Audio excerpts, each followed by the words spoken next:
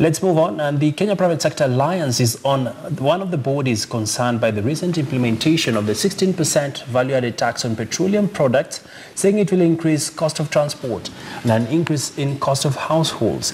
KTN's Ashley Mazuri spoke to Kepsa's Deputy CEO, Rachel Mudhoga, on what this means for the private sector. Kepsa, what is your take on the 16% VAT tax implemented on petroleum products? So the Kenya Private Sector Alliance has already expressed its concern about the 16% increase in VAT on petroleum products. This is of particular concern because it impacts on every other cost of every other commodity in the economy. We recognize that there is a need for government to increase income so that it can invest in the various development projects that we're undertaking. But we are concerned that this is not a strategy that will help to better the economy. By increasing the cost of living, increasing the taxes, what we are doing is actually reducing the capacity of Kenyans to transact, to do business, and to expand their businesses. So we believe it's actually going to make the situation worse rather than better. Part of the objective of the collection of tax is to finance projects, and we are aware that President Uhuru Kenyatta is big on implementing the Big Four agenda. How exactly is this going to affect this? I mean, the Big Four is a great strategy. I think as a private sector alliance, we've spent time and energy engaging with government on it. And so we recognize the value of increasing our manufacturing and increasing all the other types of investments that Kenya as a country wants to make. Our concern with this is that increasing the cost of fuel and also building.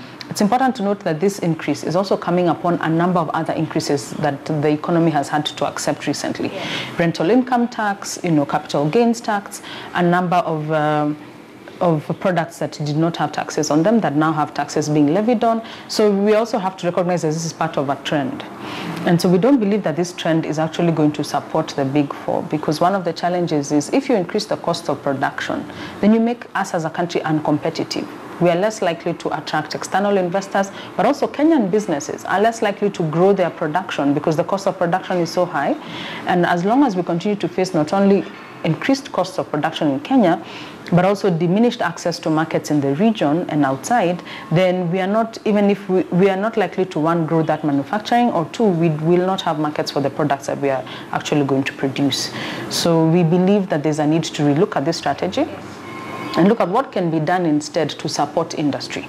Can we ensure that we are providing even more markets for industry to be able to, once we produce, for us to have access to markets, but also looking at, can we reduce the costs of production? Cost of production being the cost of fuel. If you think about the cost of transportation, so can we be able to ensure that our transport infrastructure is as efficient and economical as possible? But also, can we look back again at the cost of energy, which is a big factor for us? So in terms of cushioning the common wananchi once this has passed, it's going to be actually a tall order. One of the concerns is that, especially for those who are living very close to the poverty line, then what it means is that there'll just be a reduction in the investments that they'll be able to make in basic goods, which means that then we will have challenges with access to nutrition for children, access to education for parents who will have to opt out of paying education for their children. And so we must be really careful about how we're able to do that, because our social net is also quite limited. And so we have to think about how to balance those two issues. I think as a country, we also have, we have the option, one, of looking at the investments that we're already making. How do we make sure that they pay? How do we make sure the investment that Kenya is already making pay, which one means reducing wastage, reducing corruption, looking at what are our best areas of investment in terms of, if you say you're going to grow manufacturing, then let's focus on giving a tax regime that advantages manufacturing and also works towards ensuring that we have access to markets. So we still have options. I believe we still have many options. What we need to do is to be open to exploring them, but also to listen to what are the factors that will actually help Kenya to grow as an economy. Credit is not necessarily in and of itself a bad thing.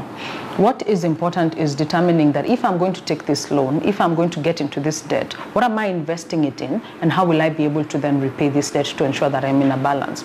So for us, we would like to see a situation where the government is quite cognizant that it's quite a big responsibility for us to have external debt, and to have a clear plan and strategy for how we shall ensure that the investments that we are making in infrastructure and in other areas in Kenya are actually going to pay out and enable us to pay this service debt, so that we can be able to ensure that we're not then harming the economy by taking on the loans that we have taken on. If we are trying to grow our economy with an export strategy, if export is our goal, if is our objective, then our competitiveness has to be the priority issue.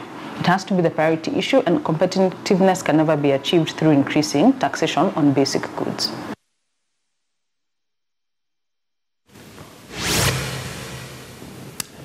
Well, many thanks, Ashley Mazuri, for that report.